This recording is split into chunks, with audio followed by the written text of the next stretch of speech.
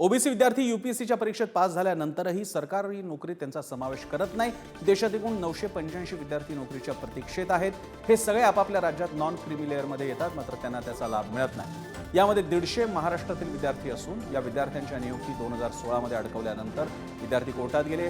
Delhi high court आणि मद्रास हायकोर्टात जाऊन विद्यार्थी जिंकले।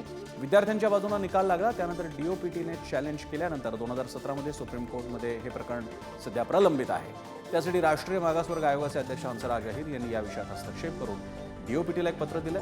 तर विद्यार्थ्यांच्या नियुक्तीचा मार्ग मोकळा होऊ शकतो, मात्र त्यावर अजूनपर्यंत मार्ग निघत नाही। याचा सरकारने विचार करावा अशी मागणी करण्यात येते।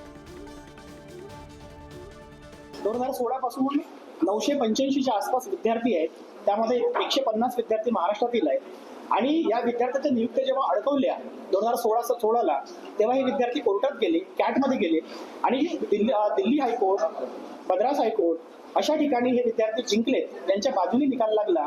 या निकालाच्या विरोधात डीओपीटीने सुप्रीम कोर्टात धाव घेतली आणि सुप्रीम कोर्टात याचिका टाकली। ती 2017ची याचिका आतापर्यंत 2024-25 पर्यंत तिची सुनावणी झालेली नाही, म्हणून सर्व विद्यार्थी अडकून पडलेले आहेत। यूपीएससी सिव्हिल सर्व्हिसेस एक्झाम 2018ला मी 480 रँकने पास झालो होतो।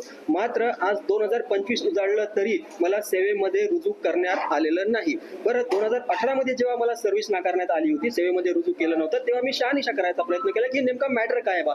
2015 पासून जे ओबीसी विद्यार्थी आहेत, जे पास झालेले आहेत, त्यांना आरक्षण नाकारलंय, त्यामुळे त्यांची सेवेमध्ये नियुक्ती होत नाहीये। हे पोरं ज्यांच्या नॉन क्रिमिनल स्टेटस नाकारलं गेलं होतं, ही सगळी पोरं जी आहे कॅटमध्ये गेली, हायकोर्टामध्ये गेली, तिकडे कॅटने आणि हायकोर्टाने या पोरांच्या बाजूने निर्णय दिला, त्याला डीओपीटीने चॅलेंज केलं आणि डीओपीटीने चॅलेंज केल्यानंतर हे जे मॅटर आहे सुप्रीम कोर्टामध्ये 2017 पासून पेंडिंग आहे, त्याच्यावर 1 मिनिट सुद्धा आजही हिअरिंग झालेली नाही।